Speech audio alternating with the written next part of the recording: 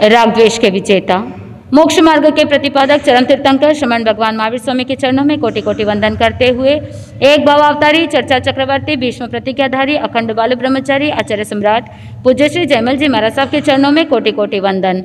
जय गच्छाधिपति, व्याख्यान वाचस्पति, उग्र विहारी, वचन सिद्ध साधक, 12वें पट्टीधर, आचार्य प्रश्री पार्श्वचंद्र जी महाराज साहब, मेरे अनंत आस्था के आयाम, मम जीवन उद्धारक, परम पूज्य गुरुदेव डॉक्टर श्री पदम चंद्र जी महाराज साहब के चरणों में कोटि कोटि वंदन करते हुए सभी गुरु भगवंतों के चरणों में वंदन करती हूँ। गुरुदेव श्री की आज्ञा से आत्मबंधुओं, अनंत अनंत ज्ञानी, सर्वज्ञ सर्वदर्शी तीर्थंकर प्रभु महावीर स्वामी, जिन्होंने संसार के भव्य प्राणियों को जिनवाणी के माध्यम से मनुष्य जन्म का महत्व बताया। मनुष्य किसे कहते हैं?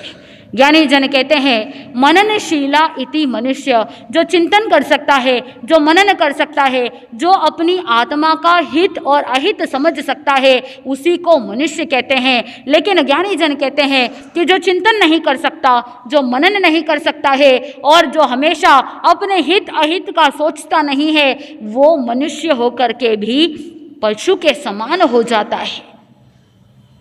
मनुष्य और पशु में अंतर क्या है?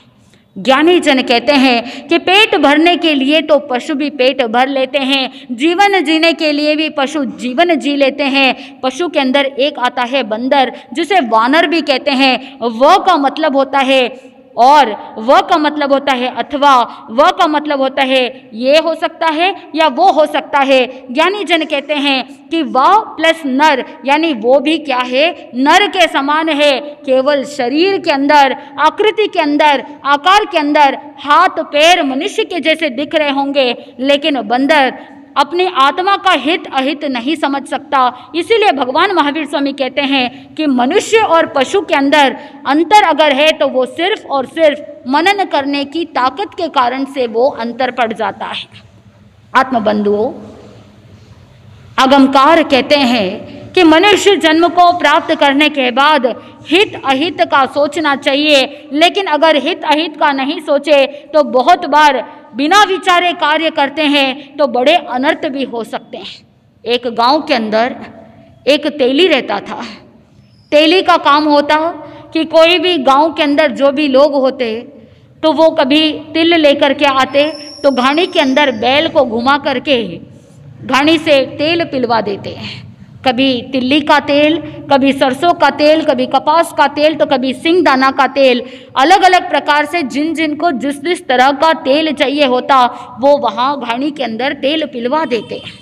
तेली का तो एक ही काम था, उसके पास बैल की जोड़ी थी और वो बैल इतने सुंदर, वो बैल इतना अधिक सुंदर था कि उसके सींग भी गोलाकार थे और शरीर की जो चमड़ी थी वो बहुत चिकनी थी, रुष्ट पुष्ट थी। और बैल को देख करके तेली मन में सोचता कि देखो मेरा बैल कितना सुंदर है और उसके जो सींग है वो कितनी गोलाई के अंदर है और चेहरा भी कितना गोल है।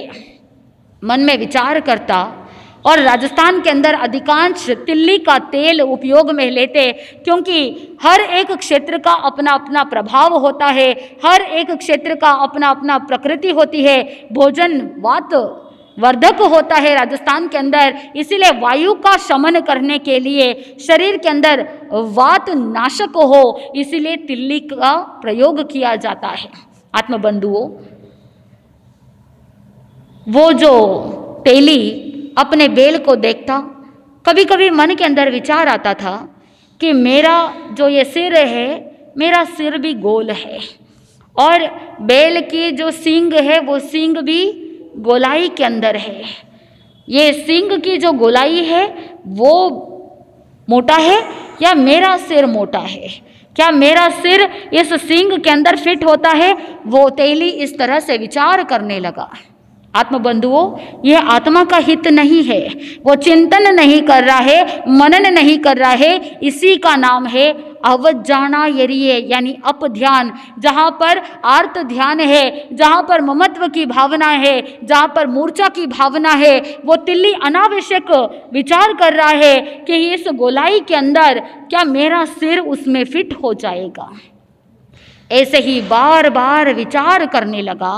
एक दिन, 2 दिन, जब जब भी फ्री होता ऐसे ही बैठा रहता, कोई काम नहीं। उस समय उसके मन में विचार आता कि बेल के जो सींग की गोलाई है, क्या उस गोलाई के अंदर मेरा सिर बैठ जाएगा, मुझे एक बार चेक करना है। अब ये तो कोई बात नहीं हुई, इसमें ना तो शरीर का हित है और ना ही आत्मा का हित है। ऐसे ही चिंतन करते करते इस चिंता में, इस अपध्यान के अंदर 1 महीना बीत गया, 2 महीने बीत गए, 3 महीने बीत गए। बीच में अगर कोई ग्राहक आ जाते, कोई काम आ जाता, तो उस समय इस ध्यान से वो दूर हो जाता था। लेकिन जब भी फ्री होता तो मन के अंदर इसी तरह की भावना आती और ऐसे करते करते 5 महीने व्यतीत हो गए।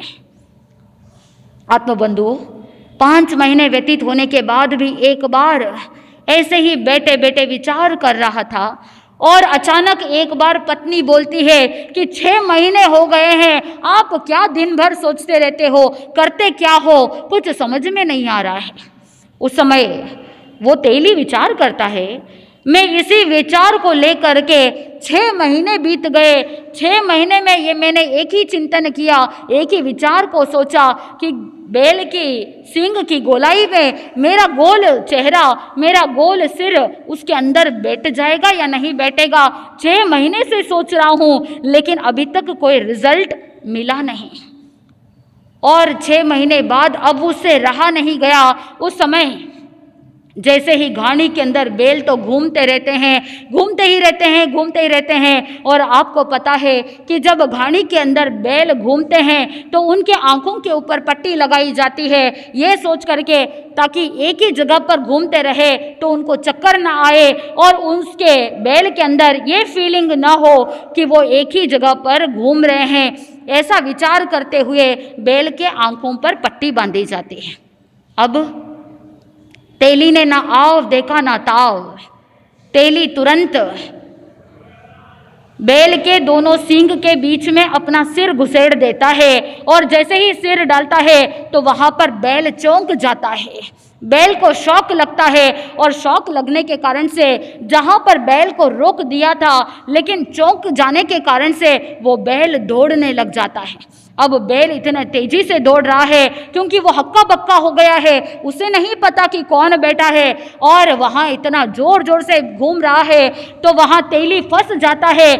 सिर तो उन दोनों सींग के बीच में है और एक पाँव बैल के उस तरफ और दूसरा पाँव बैल के दूसरी तरफ, और इधर वो घूमने जा रहा है, घूमता जा रहा है। उसके पीठ के ऊपर दम घुटने लग गया, श्वास आ नहीं रही है और उधर जोर से चिल्लाए तो चिल्लाए कैसे, आवाज़ बंद हो गई है। और जब आ ऊ चिल्लाता तो उस समय वो बैल और ज़्यादा शौक में चला जाता और ज़्यादा हक्का बक्का रह जाता वो बैल, और जिसके कारण से और तेज़ी से दौड़ने लगता है। किसी को कोई खबर नहीं आखिर यहाँ पर हो क्या रहा है, किसी को बुला नहीं सकते, बचाने के लिए कौन आएगा। संयोग, एक व्यक्ति जो तेल पिलवाने के लिए तिल दे करके गया था तो वो व्यक्ति वापस तेल लेने के लिए आया, और जैसे ही वो आता है तो देखा अरे ये क्या सर्कस चल रहा है, अब ये बैल के ऊपर बैठ करके कर क्या रहा है और इसका सिर सींग के बीच में क्यों है। अब वो उसे बचाता तो नहीं है लेकिन वो तमाशा देखने लग जाता है, जोर जोर से हंसने लगता है, और जब वो जोर जोर से हंसता है और मजाक उड़ाने लगता है और भी लोग इकट्ठे हो गए। सभी लोग तमाशा देखने के लिए तैयार हो जाते हैं, कोई भी बचाने के लिए सामने आते ही नहीं। उस समय एक बुद्धिमान व्यक्ति, उस झुंड के अंदर एक व्यक्ति था जो बहुत ही होशियार था, बुद्धिमान था। वो कहने लगता है अरे तुम मजाक मत उड़ाओ, तुम हंसी मत उड़ाओ, तुम थोड़ा सा समझदारी से काम लो, नहीं तो वो दम घुट करके वो व्यक्ति मर जाएगा। फिर धीरे धीरे कोशिश करके उस बुद्धिमान व्यक्ति ने उस बैल को रोका और उसके बाद धीरे से उस तेली को वहां से बाहर निकाला, खाट के ऊपर सुलाया, और उसके बाद थोड़ी सी मालिश करने के बाद में उसके जान में जान आई। आत्मबंधु, ऐसा अपध्यान क्या काम का कि जो स्वयं को अनर्थ की ओर ले जाए। इसीलिए ज्ञानी जन कहते हैं हमेशा आत्मा के हित और अहित के बारे में विचार करना, हित अहित के बारे में चिंतन करना, और अगर मनन करेंगे तभी हम आगे से आगे बढ़ पाएंगे। लेकिन अगर बिना विचारे कोई भी कार्य कर लेते हैं, जिसके पीछे ना हेड है ना टेल है, कहीं पर भी सिर पूंछ के बिना जो बातें होती है वो तो अनर्थ की ओर ही ले जाते हैं। वो तेली बहुत पश्चाताप करता है कि मैंने इस तरह से चिंतन किया, इस तरह का विचार किया कि जहाँ पर बैल के सींग के बीच में सिर डालने की आवश्यकता नहीं थी, कोई मतलब भी नहीं था, ऐसा अपध्यान कभी भी नहीं करना चाहिए। ज्ञानी जन कहते हैं कि अपध्यान करने से अनर्थ दंड का पाप लगता है, यानी अनर्थ का मतलब है बिना प्रयोजन, दंड का मतलब होता है पाप। यानी ज्ञानी जन कहते हैं कि बिना प्रयोजन का जो पाप होता है उससे बचने का पूरा पूरा प्रयास करना, क्योंकि प्रयोजन से पाप जो होता है वो अनेकों बार गृहस्थ में रहते हुए करना पड़ता है, लेकिन बिना प्रयोजन के जो पाप है उनसे तो बचा जा सकता है। जैसे अपध्यान है, बिना मतलब का यूं ही बैठे बैठे घर के अंदर कोई काम नहीं और कोई बात की बात नहीं हुई है और अचानक से आप बैठे बैठे यूं ही रोने लग जाएं, तो वो क्या कहलाता है? अपध्यान कहलाता है। हिंसा के बारे में विचार करना, हिंसा के बारे में प्लानिंग प्लॉटिंग करना, जबकि आप ऐसी हिंसा करते नहीं, उसके बारे में आप कभी सोच भी नहीं सकते हैं, लेकिन फिर भी ऐसे विचार करना, प्लानिंग प्लॉटिंग करना, दूसरों को कष्ट पहुंचाने के लिए योजनाबद्ध तरीके से योजना बनाना, ये सारी की सारी चीजें क्या है? अनर्थ दंड है। जहां पर काम विकार पैदा करने वाली कथा करना कि जहां पर कोई मतलब नहीं है, ऐसे सिरफिरे बातों को लेकर के आप अपने ही आत्मा के साथ कर्मों को और ज़्यादा बांधते हुए आत्मा को भारी बना रहे हैं, और जब आत्मा भारी बन जाती है तो वो पतन के गर्त में चली जाती है।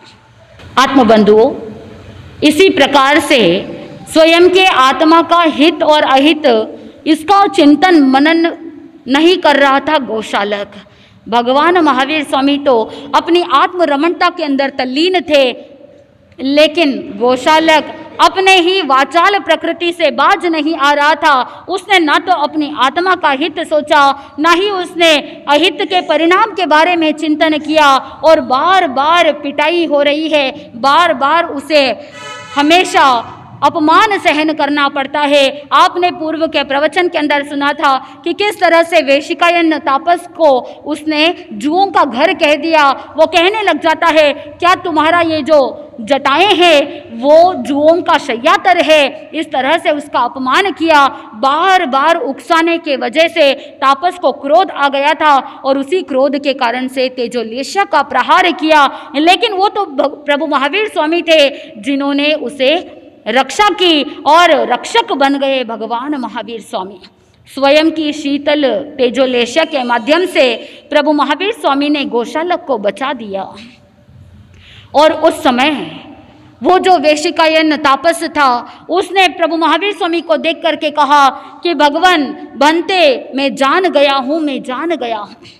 इस बात का अर्थ गौशालक समझ नहीं पाया, और उस समय गौशालक ने पूछा, भगवान उस तापस ने ऐसी बात क्यों कही? उस समय भगवान महावीर स्वामी सारा वृतांत बताते हैं कि तुम मुझसे दूर होकर के, तुम मुझे छोड़ करके पीछे रहे, और उस तापस को तुमने कहा कि तुम जुए के घर हो, जुओं के घर हो। तुमने उसको उकसाया और क्रोधवश उसने तेजोलेशा का प्रहार किया, लेकिन मैंने तुम्हें बचाने के लिए शीतल तेजोलेशा से उसका परिहार किया, और इसी कारण से तुम बच गए। और उस तापस ने देखा कि मेरी जो ये शक्ति थी, मेरी जो ये उष्ण तेजोलेशा थी, वो शक्ति व्यर्थ चली गई, और इसे व्यर्थ करने वाले और कोई नहीं प्रभु महावीर स्वामी थे। और वो जान जाता है कि मेरी शक्ति को व्यर्थ करने वाले और कोई नहीं, वो स्वयं प्रभु महावीर स्वामी है। इसीलिए उसने कहा कि मैं जान गया हूँ, मैं जान गया हूँ। सारी बात पता लगने के बाद गौशालक ने प्रभु महावीर स्वामी से तेजोलेशा प्राप्त करने की विधि पूछी। भगवान ने सारी विधि बताई, और अब विधि प्राप्त करने के बाद गौशालक साथ में नहीं रह पाया, और जब वापस रिटर्न लौट रहे थे उस समय सिद्धार्थ नगर की ओर गए तिल के पौधे को देखा और तिल के पौधे को देखने के बाद वो सारा वृतांत आपने सुना कि किस तरह से भगवान महावीर स्वामी ने कहा कि जो इस तिल के पौधे में 7 फूल है, वो 7 फूल उसी पौधे के अंदर फली के अंदर फल के रूप में, तिल के दाने के रूप में आ जाएंगे। और जब भगवान महावीर स्वामी और गोशालक सिद्धार्थपुर में पहुंचते हैं, उस समय सारा वार्तालाप चलता है और उसी दौरान भगवान महावीर स्वामी उस तिल के पौधे की तरफ इशारा करते हुए बताते हैं कि जो 7 फूल थे, वो सारे 7 फूल के जो जीव इसी फली के अंदर चेव करके तिल के दाने के रूप में आए हैं, उसे विश्वास नहीं हुआ है। पहले से ही हर बात में गोशालक भगवान महावीर स्वामी की बात को झुटला रहा था, हर बार उनको मिथ्यावादी साबित करना चाहता था, इसीलिए उसने वहाँ पर रुक करके उस फली को तोड़ दिया। फली को तोड़ने के बाद उसको खोल करके देखा, दानों को गिना तो पता चला टोटल कितने दाने हैं, 7 दाने हैं। तो उसके मन में निश्चित हो गया कि चाहे कुछ भी कर लो, लेकिन फिर भी वहाँ पर मन में एक नियतिवाद की धारणा पहले से ही बैठी हुई थी। अब दूसरी और धारणा बैठ गई कि जो भी जीव मरते हैं वो मर करके उसी शरीर में वापस उत्पन्न हो जाते हैं, और इसी धारणा को लेकर के अब मन के अंदर उसने फीड कर लिया, और इसे कहते हैं परिवर्त परिहारवाद। आत्मबंधुओं, गोशालक ने पहले से ही नियतिवाद की धारणा बना ली, और दूसरा अब उसने और कौन सा वाद बना लिया, परिवर्त परिहारवाद। और इसी के साथ चलने लगा कि जो जीव मरता है, मरने के बाद वापस जिस शरीर से मृत्यु प्राप्त की, उसी शरीर में आकर के वापस उत्पन्न हो जाता है। आत्मबंधुओं, गोशालक अब भगवान महावीर स्वामी से अलग हो गया, क्योंकि उसे तेजोलब्धि की विधि प्राप्त हो गई। उसको बताया गया था कि बेले बेले तपस्या करनी है 6 महीने तक, और एक बंद मुट्ठी में जो उड़द के दाने आते हैं, उड़द के बाकुले से पालना करना है, और चुल्लू में जितना पानी आता है मात्र उतना पानी पी करके ही गुजारा करना है। अब श्रावस्ती नगरी पहुंचा गोशालक, और उस श्रावस्ती नगरी के अंदर एक कुंभकार शाला में आकर के ठहर जाता है, और भगवान महावीर स्वामी ने जैसी विधि बताई थी वैसे ही बेले बेले तप करना प्रारंभ करता है। और साथ में कंडीशन क्या है कि दोनों हाथों को उठा करके आकाश की तरफ हाथों को फैलाना है, सूर्य की तरफ दृष्टि करते हुए सूर्य की आतापना लेनी है, ध्यान करना है। ऐसे ही 6 महीने तक निरंतर उसने तेजोलब्धि प्राप्त करने के लिए सारी विधि की, तपस्या करी, आराधना की, और जिसके फलस्वरूप उसे तेजोलेशा की प्राप्ति हो गई। आत्मबंधुओं, जैसे ही तेजोलब्धि प्राप्त हुई, अब उसने मन के अंदर विचार किया कि जो लब्धि प्राप्त हुई है उसकी परीक्षा करनी चाहिए। अब परीक्षा कब हो सकती है कि जहाँ पर क्रोधावेश हो, उसी समय तेजोलेशा की परीक्षा हो सकती है। अब क्रोध तो वैसे आ नहीं रहा है, तो कैसे भी करके क्रोध लाना पड़ेगा, और जब क्रोध आएगा तभी तेजोलेशा का प्रहार किया जा सकता है। तो इसीलिए उसने सोचा कि कुछ तो करना चाहिए, और वो जाकर के कुएं के पास जाता है। उस जमाने के अंदर कुएं से पनिहारियाँ घड़े भर करके पानी लेकर के आती, तो वैसे ही गोशालक जैसे ही कुएं के पास गया, उसने देखा कि एक महिला, एक पनिहारी घड़ा भर करके पानी लेकर के रवाना हो रही थी, और इधर गोशालक ने एक पत्थर लिया और उस घड़े के ऊपर फेंक दिया। घड़ा फूट गया तो वो पनिहारी गुस्सा करती है और क्रोध में आकर के उलझुल गालियां बोलने लग जाती है, और जैसे ही उसके मुख से गालियां सुनी तो गोशालक को क्रोध आ जाता है, और उसी क्रोधावेश के अंदर वो तेजोलेशा का प्रहार करता है। जब किसी के ऊपर बिजली गिरती है तो वो व्यक्ति वहीं पर मर जाता है, ठीक वैसे ही तेजोलेशा का प्रहार होते ही वो पनिहारी स्त्री वहीं पर भस्म हो जाती है। अगर कोई विवेकवान व्यक्ति होता तो वो तेजोलेशा का जो परीक्षा लेनी थी, वो परीक्षा किसी सूखी लकड़ी के ऊपर भी ले जा सकता था, लेकिन गोशालक के मन में न तो विवेक था, न किसी के हित अहित की भावना थी, जिसके कारण से ये अनर्थ कर दिया। आत्मबंधुओं, ज्ञानी जन कहते हैं कि जो आत्मार्थी साधु होते हैं, जो आत्मार्थी साधक होते हैं, वो कभी भी मन के अंदर किसी को कष्ट पहुंचाने की भावना नहीं रखते, हमेशा सभी जीवों के लिए हित की भावना रखते हैं और विशाल तेजोलेशा की प्राप्ति होने के बावजूद वो अपनी लब्धि को संक्षिप्त करते हुए अपने भीतर समेट करके रखते हैं। लेकिन गोशालक ने ऐसा नहीं किया।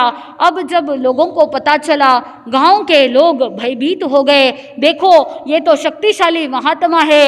और उस समय गोशालक को अहंकार आ गया और वो मन के अंदर विचार करने लगा, मैं तो शक्तिशाली महात्मा हूँ। जगह जगह पर उसका नाम होने लगा।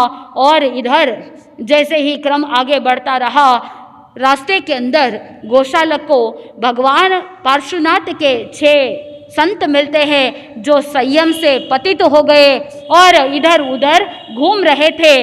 वो अष्टांग निमित्त के ज्ञान के अंदर प्रखर पंडित थे और साथ में निमित्त ज्ञान के जानकार थे। तो वहाँ पर वो जो 6 मुनि मिलते हैं जो संयम से विचलित हो गए हैं, उनके नाम है शान, कलिंद, कर्णिकार, अच्छिद्र, अग्निवेशायन और गोमायु पुत्र अर्जुन। ये 6 मुनिराज पहुंच जाते हैं और 6 मुनिराजों को देखा। उनके पास अष्टांग निमित्त का ज्ञान है, उनके पास अनेक प्रकार के सिद्धियां हैं, लब्धियां हैं। तो गोशालक उनसे वो सारा अष्टांग निमित्त का ज्ञान प्राप्त कर लेता है। अब उसके पास तेजोलेशा की लब्धि है और दूसरी तरफ उसके पास अष्टांग निमित्त का ज्ञान है। जब ये असाधारण लब्धियां प्राप्त हो जाती है तो वहाँ पर वो लोगों को हानि, लाभ, सुख, दुख, जीवन मृत्यु के बारे में बताने लग गया। अगर कोई व्यक्ति सच्चा भविष्य अगर करने लगे तो लोग उसे सर्वज्ञ मानने लग जाते हैं। अगर आपको भी कोई सच्ची बात बताए, कोई आपके भविष्य में जो घटना घटने वाली है उसे सही रूप से बता देवे, तो आप क्या करोगे? आप भी उनके पीछे पीछे दौड़ते चले जाओगे, कहने लग जाओगे, अरे वो बहुत बड़े प्रभावशाली संत है, उन्होंने भविष्य को हूबहू एज इट इज बता दिया, जो सत्य होने वाला है। ये तो एक सिद्धि है, एक अष्टांग निमित्त का ज्ञान है। लेकिन लोग उन्हें गोशालक को ही सर्वज्ञ मानने लगे और पहले से ही नियतिवाद उसके पास था। अब उसने अलग विचरण करना भी प्रारंभ कर दिया था, तो उसने स्वयं का एक मत चालू कर दिया जिसका नाम है आजीवक मत। जब उसने आजीवक मत चालू किया तो वो उसी संप्रदाय के स्वयं को तीर्थंकर घोषित करते हुए विचरने लगा। आत्मबंधुओं, जब उसकी प्रसिद्धि बढ़ी, नाम बढ़ा और फेमस हो गया, सब जगह पर वो शक्तिशाली महात्मा के रूप में, आजीवक मत के तीर्थंकर के रूप में सभी लोग फॉलोअर्स बनते गए, उसके अनुयायी बढ़ते गए, भक्तगण बढ़ते गए, कतार के कतार लोग इकट्ठे होने लगे। तो वहाँ पर गोशालक के मन में अहंकार जागृत हो गया। आत्मबंधुओं, सिद्धार्थपुर से गोशालक अलग होकर के इस तरह से अपने कार्य को कर रहा था। दूसरी तरफ भगवान महावीर स्वामी सिद्धार्थपुर से विहार करके वैशाली की ओर पधारते हैं और वैशाली के बाहर उद्यान के अंदर ध्यानस्थ होकर के खड़े हो जाते हैं। आत्मबंधुओं, ज्ञानी जन कहते हैं कि जो कुपात्र होता है और जो कुपात्र को शक्ति और सत्ता अगर मिल जाए तो वो हर एक व्यक्ति के लिए घातक बनता है और दुखदायक बन जाता है। गोशालक भी हर किसी के लिए दुखदायी बन गया था, हर किसी के लिए घातक बन गया था। अगर उसे कोई क्रोध दिलाता तो वो क्या करता था? तुरंत ही तेजोलब्धि से तेजोलेशा का प्रहार करते हुए उसे भस्म कर देता था। आत्मबंधुओं, इसीलिए ज्ञानी जन कहते हैं कभी भी कुपात्र को ज्ञान नहीं देना चाहिए। भगवान महावीर स्वामी तो पधार गए और वैशाली के उद्यान के अंदर भगवान महावीर स्वामी जब ध्यानस्थ खड़े थे तो वहाँ पर उद्यान के अंदर खेलने के लिए छोटे मोटे बालक आ रहे थे। बालक खेलते खेलते जब भगवान को देखा वो भयभीत हो गए, विचार करने लगे शायद कोई भूत है, पिशाच है, और डर के मारे भगवान महावीर स्वामी के ऊपर कंकर पत्थर फेंकने लगे, भगवान महावीर स्वामी को पीड़ा देने लगे। और उस वैशाली के राजा शंख राजा एक बार वहाँ पर उद्यान की तरफ पधारते हैं और जैसे ही भगवान महावीर स्वामी को देखा तो पहचान जाते हैं कि ये तो और कोई नहीं, ये तो भगवान महावीर स्वामी है, महाराजा सिद्धार्थ के पुत्र है और धर्म चक्रवर्ती है। इसीलिए बालकों को दूर किया और प्रभु महावीर स्वामी से क्षमा याचना की। आत्मबंधुओं, प्रभु को वंदन करते हुए राजा भी अपने गंतव्य की ओर पहुंच जाता है। इधर भगवान महावीर स्वामी वैशाली से विहार करते हुए वाणिज्य ग्राम पधारते हैं। आत्मबंधुओं, वाणिज्य ग्राम में भगवान पार्श्वनाथ के एक श्रमणोपासक जो आनंद श्रावक होता है, आनंद श्रावक बहुत ही तपस्वी है। आत्मबंधुओं, जहाँ पर भगवान महावीर स्वामी वाणिज्य ग्राम पधारते हैं, वहाँ आनंद श्रावक जो बेले बेले तप करता है और संभाव पूर्वक साधना करता है और उसी साधना के फलस्वरूप उसे अवधि ज्ञान की प्राप्ति हो जाती है और लिमिटेड क्षेत्र तक वो देखने लग जाता है। और जब उसे पता चलता है कि इस वाणिज्य ग्राम में भगवान महावीर स्वामी पधारे हैं, तो स्वयं चल करके जाता है प्रभु के दर्शन के लिए, प्रभु को वंदन करता है और वंदन करने के बाद प्रभु की प्रशंसा करता है और कहने लगता है कि भगवान, आपका तन और आपका मन दोनों ही वज्र के समान है और आपका शरीर इतना वज्रमय है और आपका मन इतना सुदृढ़ है, जिसके कारण से आपके जीवन में इतने कष्ट आए, इतने उपसर्ग आए, इतने परिश्रम आए, लेकिन फिर भी आपने सभी को सहज रूप से सहन कर लिया।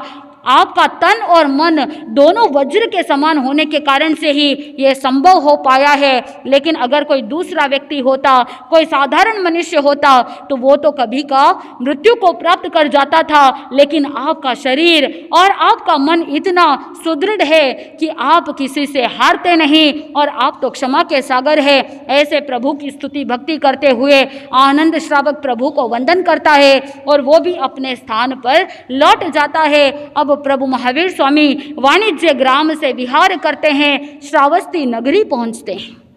आत्मबंधुओं, श्रावस्ती नगरी के अंदर प्रभु महावीर स्वामी 10वां चातुर्मास करते हैं। ये भगवान महावीर स्वामी का साधना काल का 10वां चातुर्मास श्रावस्ती नगरी के अंदर, जहाँ पर भगवान महावीर स्वामी विविध प्रकार की तपश्चर्या करते हैं, विविध प्रकार के आसन आदि करते हुए ध्यान साधना में अपने पूरे चातुर्मास को व्यतीत करते हैं। और भगवान महावीर स्वामी श्रावस्ती नगरी से विहार करते हुए आगे सानुलठ्य सन्निवेश पहुंचते हैं। इस सानुलठ्य सन्निवेश के अंदर भगवान महावीर स्वामी 16 उपवास करते हैं, जिसमें भद्र, महाभद्र और सर्वतोभद्र नाम की प्रतिमाएं करते हैं और ऐसी प्रतिमाओं को धारण करते हुए असाधारण तप करते हैं, ऐसा उग्र तप जहां पर प्रभु महावीर स्वामी 16 दिन तक उपवास करते हैं।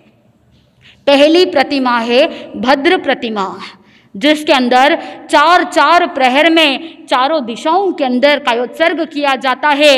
ज्ञानी जन कहते हैं कि ये 2 दिन की भद्र प्रतिमा, जिसमें पहले दिन पूर्व की तरफ मुख करके दिन में कायोत्सर्ग करते और रात्रि के समय में दक्षिण दिशा की तरफ मुंह करते हुए कायोत्सर्ग किया जाता है। और दूसरे दिन में पश्चिम दिशा में मुख करके कायोत्सर्ग करना और रात्रि के समय में उत्तर दिशा की तरफ मुख करके कायोत्सर्ग किया जाता है। ऐसे 2 दिन की ये भद्र प्रतिमा प्रभु महावीर स्वामी ने तपस्या के साथ की। इस भद्र प्रतिमा के बाद भगवान महावीर स्वामी ने महाभद्र प्रतिमा की, जिसमें 4 दिन की ये प्रतिमा जो उपवासी थे चोला किया और 4 उपवास के साथ चारों दिशाओं के अंदर एक दिशा में एक दिन रात अहोरात्रि कायोत्सर्ग किया। यानी 4 दिन में 4 दिशाओं के अंदर कायोत्सर्ग करते हुए महाभद्र प्रतिमा को धारण किया।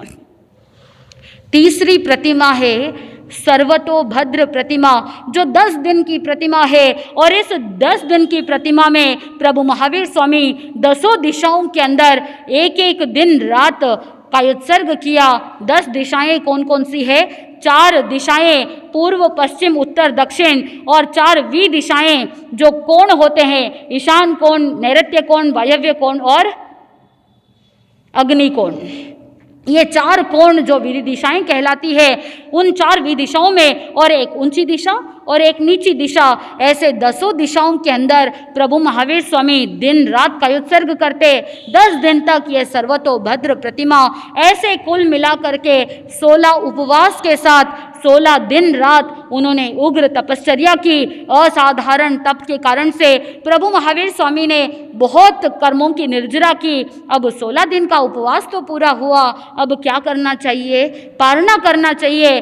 लेकिन उस सानुलठ्य ग्राम के अंदर, उस सानुलठ्य सन्निवेश के अंदर जब भगवान महावीर स्वामी 17वें दिन जब पारणा करना था, भिक्षाचर्या के लिए इधर उधर भिक्षा के लिए घूम रहे हैं, तो प्रभु महावीर स्वामी वहाँ पर आनंद गातापति के वहाँ पहुँचते हैं। आनंद गातापति के वहाँ एक बहुला नाम की दासी थी, और वो बहुला दासी रात बासी जो बर्तन थे उन बर्तन को साफ करने के लिए, जो भी बासी अन्न उस बर्तन में बचे हुए थे वो बाहर फेंकने के लिए जा रही थी। और जैसे ही उसने घर से बाहर निकली, और जैसे ही बाहर निकली तो देखा कि सामने कौन खड़े हैं? भगवान महावीर स्वामी खड़े हैं। वो प्रश्नवाचक दृष्टि से प्रभु को देख रही है, और भगवान महावीर स्वामी उस समय अपने दोनों हाथों को फैलाते हुए भिक्षा के लिए प्रभु महावीर स्वामी हाथों को फैलाते हैं, तो उस बहुला दासी ने उस बासी अन्न को प्रभु के हाथों में भिक्षा के रूप में दे दिया। भगवान महावीर स्वामी 16 दिन के उपवास का पारणा उस बासी अन्न से कर लेते हैं। ज्ञानी जन कहते हैं प्रभु की तपस्या को देखो, प्रभु का संभाव देखो। उन्होंने ये नहीं सोचा कि मैंने 16 उपवास की तपस्या है, पालना करना है, ना उन्होंने व्यंजन के कोई भाव रखे और ना ही उन्होंने कोई प्लानिंग की। अगर आप एक उपवास करते हो तो कितनी सारी प्लानिंग कर लेते हो, क्या करते हो? उपवास पूरा भी नहीं होता है, शाम जैसे ही ढलने लगती है उतने में ही आपका प्लानिंग शुरू हो जाता है कि आप कल पारणा करने वाले हैं, तो क्या भिगोना है? केर भिगोना है, मूंग भिगोना है, क्या करना है? कल मैं उकाली बनाऊंगी, दूध को छोंक करके पीऊंगी, लौंग मिश्री का घासा पीऊंगी, न जाने क्या क्या तरीके से चिंतन कर लेते हो। और उपवास किया है तो डाइजेस्टिव सिस्टम को थोड़ा सा सॉफ्ट होना चाहिए, इसीलिए आप सोचते हो कि थोड़ा सा खींच बना लेते हैं, थोड़ा सा दलिया बना लेते हैं, न जाने क्या क्या प्लानिंग कर लेते हो। एक उपवास के पारने के लिए इतनी प्लानिंग। और प्रभु महावीर स्वामी को देखो कि 16 उपवास का पारना और भिक्षाचर्या में क्या मिला? बासी अन्न मिला। लेकिन फिर भी भगवान संभाव पूर्वक उसका उपयोग करते हैं और अपना पालना कर लेते हैं। आत्मबंधुओं, ऐसी ही उग्र तपश्चर्या जो विशेष कर्मों की निर्जरा करवाने वाला है। ज्ञानी जन कहते हैं कि जब आप तपश्चर्या करो तो मन के अंदर विचार करना, ना तपश्चर्या करने से पहले खाने पीने के बारे में ज़्यादा सोचना, और ना ही तपश्चर्या करते समय कभी खाने पीने के बारे में चिंतन करना, और ना ही तपश्चर्या करने के बाद ना पूर्व कर्म करना, ना पश्चात कर्म करना। ऐसी तपश्चर्या श्रेष्ठ तपश्चर्या कहलाती है। और विरले ही ऐसे साधक होते हैं जो इतनी उत्कृष्ट सादगी के साथ तपश्चर्या करते हैं और मन के अंदर न जाने क्या क्या लालसाएं रख लेते हैं कि तपश्चर्या करेंगे तो खूब खाने को मिलेगा, ऐसा मिलेगा, वैसा मिलेगा, न जाने क्या क्या कल्पना कर लेते हैं। इसलिए थोड़ा सा चिंतन को यथार्थ बनाइए, खाने पीने के भाव से थोड़ा सा ऊपर उठ जाइए, आत्मा का पोषण कीजिए, आत्मा के हित और अहित के बारे में सोचिए। प्रभु महावीर स्वामी उस सानुलठ्य सन्निवेश से विहार करते हैं, वहां से विहार करके भगवान दृढ़ भूमि पहुंचते हैं। आत्मबंधुओं, इस दृढ़ भूमि में पेढ़ाल नाम का उद्यान, और उस पेढ़ाल उद्यान के अंदर पोलाश नाम का एक चैत्य है। प्रभु महावीर स्वामी उस पेढ़ाल उद्यान के अंदर पोलाश चैत्य में रुक जाते हैं और ध्यानस्थ तल्लीन खड़े हो जाते हैं। आत्मबंधुओं, प्रभु ने 8वां तप किया, फिर से तेला तप, और उसमें कायोत्सर्ग की मुद्रा की। शरीर तन थोड़ा सा आगे झुका हुआ है और आंखें अनिमेष है। एक दृष्टि पर विशेष रूप से एक पुद्गल पर दृष्टि को केंद्रित किए हुए हैं। इंद्रिया गुप्त है, शरीर बिल्कुल समाधि में है, और साथ में बताया जाता है कि प्रभु महावीर स्वामी न कोई दूसरे विचार कर रहे हैं, कायोत्सर्ग मुद्रा के अंदर तल्लीन है, इंद्रिया बिल्कुल सटीक है, और साथ में हाथ प्रलंबित है, यानी हाथ लंबे बिल्कुल शरीर के सटे हुए हैं और पैर भी दोनों एक दूसरे के पास सटे हुए, इस तरह की कायोत्सर्ग मुद्रा करते हुए प्रभु महावीर स्वामी एक रात्रि की महाप्रतिमा को धारण करते हैं। आत्मबंधुओं, देवलोक के अंदर सौधर्म सभा लगी है जिसमें देवेंद्र शक्रेंद्र महाराज अपने सामानिक त्रैस्त्रिंश देवों के साथ सभा के अंदर बैठे हैं। अवधि ज्ञान से पता लगाया प्रभु महावीर स्वामी अभी क्या कर रहे हैं। उस समय ज्ञान से पता चला कि भगवान महावीर स्वामी तो इस पेड़ाल उद्यान के अंदर एक दिन की एक रात्रि की भिक्षु प्रतिमा को धारण करते हुए महाप्रतिमा को धारण करके ध्यानस्थ खड़े हैं। प्रभु के इस तप को, प्रभु की इस साधना को देख करके देवेंद्र भाव विभोर हो जाते हैं, इतने भावातिरेक हो जाते हैं, भक्ति से ओतप्रोत हो जाते हैं और वो देवेंद्र अपने सिंहासन से नीचे उतरते हैं। नीचे उतर करके लेफ्ट घुटना ऊपर रखते हुए, राइट घुटना नीचे रखते हुए प्रभु की स्तुति करने लग जाते हैं। प्रभु की स्तुति करते हुए, स्तुति करने के पश्चात पुनः अपने सिंहासन पर आसीन हो जाते हैं। सिंहासन पर बैठ करके सभी जितने भी सभा के अंदर देव देवी बैठे हैं उन सभी को कहने लगते हैं कि अभी इस समय हे देव देवियों, इस पेड़ाल उद्यान के अंदर पोलाश चैत्य में प्रभु महावीर स्वामी एक रात्रि की महाभिक्षु प्रतिमा को धारण किए हुए हैं और इस समय वो इतने अडोल अकंप खड़े हैं और इतना मन निश्चल है। ऐसे समय में अगर चाहे कोई देव देवी दानव मानव यक्ष राक्षस या तीन लोक भी अगर मिल करके उनको चलायमान करने की कोशिश भी करे, फिर भी भगवान महावीर स्वामी चलित नहीं होने वाले हैं। उनको अपने ध्यान साधना से कोई भी भंग नहीं कर सकता, कोई भी उनको विचलित नहीं कर सकते। सभा के अंदर जितने भी देव बैठे थे उन सभी ने देवेंद्र की बात को हुकारा भरते हुए स्वीकार कर लेते हैं, लेकिन उसी इंद्र के एक सामानिक देव जो संगम है उसे ये बात हजम नहीं होती है और वो संगम देव वहाँ पर देवेंद्र को हंसी मजाक करते हुए कहने लगता है कि देवेंद्र, कभी कभी तो आप इस तरह से बोलने लग जाते हो और आप भक्ति के अंदर इतने डूब जाते हो कि आप अपने हिसाब से ही प्रशंसा करने लग जाते हो और एक बार प्रशंसा करने लगते हो तो फिर आप उसे छोड़ने का नाम ही नहीं लेते। अब देखना यह है कि संगम देव क्यों मान नहीं रहा है कि भगवान महावीर स्वामी के जैसे उत्कृष्ट साधना करने वाला इस संपूर्ण लोक के अंदर कोई भी नहीं है और ऐसी साधना जो कोई भी उन्हें विचलित नहीं कर सकता, कोई भी उन्हें निश्चल नहीं कर सकता। भगवान महावीर स्वामी निश्चल खड़े हैं और ऐसे में संगम देव परीक्षा लेने के लिए क्या करता है, निरंतर आगे 6 महीने तक कैसे संगम देव उपसर्ग देने वाला है और एक रात्रि में वो 20 उपसर्ग, और भगवान महावीर स्वामी कैसे उन उपसर्गों को सहन करते हैं। वो 20 उपसर्ग कौन कौन से हैं और प्रभु महावीर स्वामी को संगम देव कैसे कष्ट पहुंचाता है और भगवान महावीर स्वामी कैसे अडोल और अकंपित रहते हुए उसे सहन करते हुए आखिर में संगम देव हार जाएगा। ये सारा का सारा प्रसंग जैसे जैसे आप सुनेंगे आपके मन में भी दृढ़ निश्चय हो जाएगा। वास्तव के अंदर प्रभु महावीर स्वामी की साधना सर्वोत्कृष्ट है। ऐसी साधना को फॉलो करना और प्रभु के शासन को प्राप्त करना अपने आप में पुण्यवाणी का स्वरूप है। इसीलिए स्वयं को पुण्यशाली और भाग्यशाली मानिए कि आपको प्रभु महावीर स्वामी का शासन मिला है। तो आज आपको चिंतन ये करना है कि मैं जो भी कार्य करूं अपनी आत्मा का हित अहित समझ करके चिंतन मनन करके उसके बाद कार्य करूं, बिना विचारे कोई भी कार्य न करूं। और जो साधक सोच विचार करके कार्य करता है, चिंतन मनन करके कार्य करता है, अपनी आत्मा का हित सोच करके कार्य करता है, वही साधक सफलता की सीढ़ी को चढ़ता है और शीघ्रातिशीघ्र मोक्ष के मंजिल को प्राप्त करेगा, आनंद की प्राप्ति होगी। इन्हीं मंगल भावनाओं के साथ आनंद ही आनंद। बोलिए श्री जैन धर्म की जय।